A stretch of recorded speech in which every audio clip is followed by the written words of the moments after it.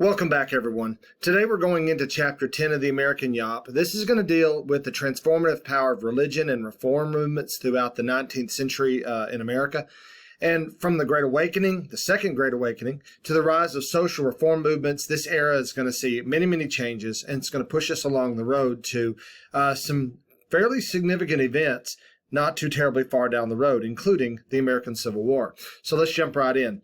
The Second Great Awakening, this is the most significant religious movement in American history, with the possible exception of the First Great Awakening in the years prior to the American Revolution.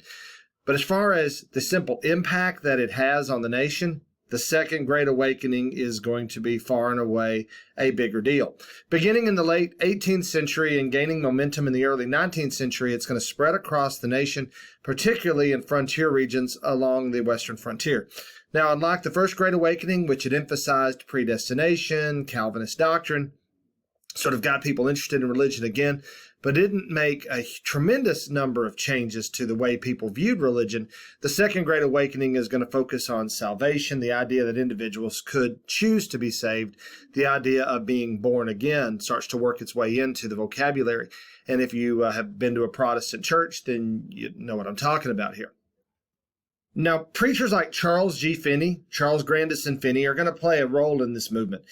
His sermons are going to be delivered with fiery enthusiasm, emphasized personal morality, individual responsibility, and the power of religious conversion. And the revivals are highly emotional, and they're going to lead to attendees seeking to repent and salvation immediately. And some of these revivals are going to last for a week or more.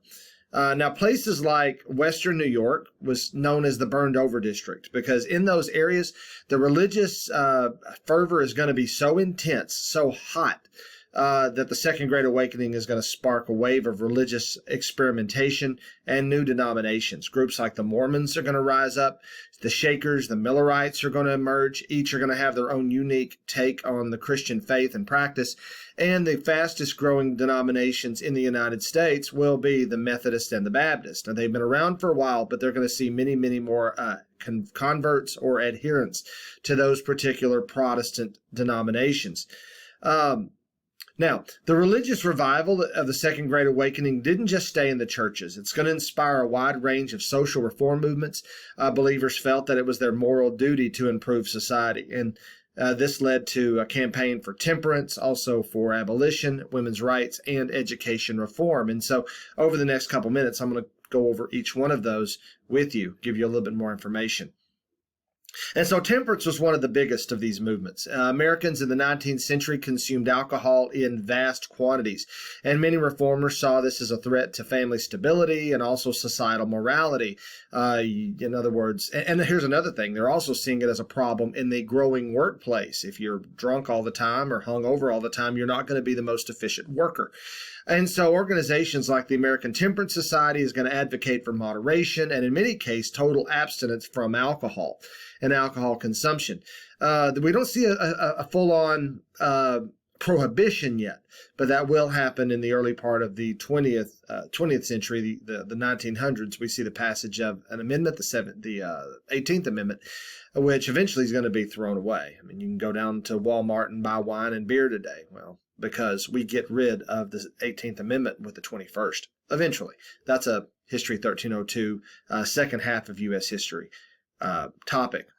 Now, at the same time, we're also going to see the abolitionist movement gaining momentum as well. And this is going to be inspired by the belief that all people are equal in the eyes of God. And reformers like William Lloyd Garrison and Frederick Douglass and others are going to call for an immediate end to slavery. Abolitionists are going to face fierce opposition, but their moral conviction will be unwavering. Now, they're not a huge section of the American society. They make up probably less than 10%, but they are going to be very, very influential, especially as we start getting closer to the 1860s. Now, education reform is also going to blossom in this period, and it's going to lead to the rise of figures like Horace Mann. Now, Horace Mann is known as sort of the father of public education. He thought that public education was essential for moral and informed citizenry, and he began to push for publicly funded schools to help create the start of the system as we know today, where taxes go to support schools and taxes go to support teachers. And it's a school system that is largely, it's not a direct pay situation. It's sort of free, except your taxes go to support it. But you get what I'm saying. There's no tuition paid in typical public school. Most every state runs it their own way, but they all have their foundation going back to the ideas of Horace Mann. Now, we're also going to see the growth of religious groups that really I don't call them denominations, because they're really different than just about anything else that's rising out of the period. So inspired by the religious fervor of the time, Americans are going to start to seek to create utopian communities. And this would be groups like the Shakers, who practice communal living, and celibacy is a big part of their belief set. And the Oneida community, they were known for radical ideas about marriage and communal property.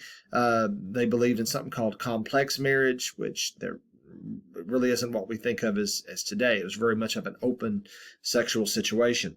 The Oneidas believed that they could create a heaven on earth by living according to strict religious principles, as they saw them. Again, not necessarily backed up by the Bible, and some things maybe they are based on interpretations. All right, and there are other groups as well, but those are some of the big ones. Now, women are going to play a crucial role in almost all of these movements throughout the era, and they're largely excluded from formal political power. Women don't have the right to vote yet. The first state to give women any kind of right to vote would be the state of Wyoming in 1869. But as far as nationally, it'll be the 19th Amendment in 1920. But women are going to be involved in the temperance movement, the abolition movement, the education movement. And just think about why that might be. Through abolition, maybe women will get the right to vote, right? As we start to see the social structure begin to shift in the nation. Temperance, who's going to be most affected by that? If you have a drunk husband that can't hold a job. Education movements, you're raising up your children. You want them to be educated well. So these moral movements by many will be seen as an extension of the moral responsibility of women as wives and mothers. So women like Sojourner Truth, Elizabeth Cady Stanton, they're going to be trailblazers. They're going to use their platforms to call not only for social reform, but also for women's rights. Susan B. Anthony would be another one to throw into this. The Seneca Falls Convention of 1848 is going to be organized by Stanton and Lucretia Mott. That's going to mark the beginning of an organized women's rights movement in the United States. Now, at the Seneca Falls Convention, this is going to be made up of both men and women, but mostly women. Organized again by Elizabeth Cady Stanton, there's going to be the demand for equal rights for women, including the right to vote. And this is a bold step that's going to lay the foundation for the suffrage movement. And in a few decades, that will come to fruition. It'll be kind of a slow roll here. But again, Wyoming, 1869, followed by many western states after that. And I find it interesting, why is Wyoming the first one that really allows women the right to vote? Well, men outnumbered women 6-1 in that state. They're trying to bring women in to balance the population, to sort of settle down some of the wild and crazy Wild West atmosphere. And so bring in women, men settle down, they get married, build schools, we have a more stable community, and we can kind of deal with some of the social problems. That was the idea behind allowing women the right to vote.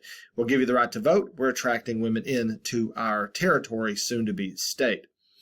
So a little bit about that. And going back to Sojourner Truth, we think of her as sort of an abolitionist, right? She really was involved in all of these movements. You can go do a little reading on her if you so choose. Now, getting close to the end here. Religious and reform movements that we see in the 19th century, they're going to leave a profound impact on the American society. It's going to expand the role of women in public life. It's going to lay the groundwork for future social justice movements. It's going to fundamentally alter how Americans are going to think about morality, equality, and social progress in all of this. Now, many of the reforms sparked at the time, such as the push for universal education, both men and women, the fight for civil rights, which we'll see really began to pick up steam in the middle part of the 20th century. The foundation is laid here, but it's going to take a while for them to get to what we know of today and the history that we can look back on today. But here's where the roots are being set, where the seeds are being planted. Now, the Second Great Awakening is going to have a role in all of this. It's going to emphasize personal responsibility, social improvement. It's going to set the stage for a more engaged and morally conscious citizenry. And of course, that doesn't affect everyone, but it's certainly going to play a significant role. All right, guys, thank you for joining me on this. And again, just give me a like if it's something that's been helpful to you. I enjoy seeing that folks are actually watching these videos, particularly my students this semester. And again, reach out to me if you need anything, and good luck on your exams. Take care as we wrap up this semester. Take care. Bye-bye.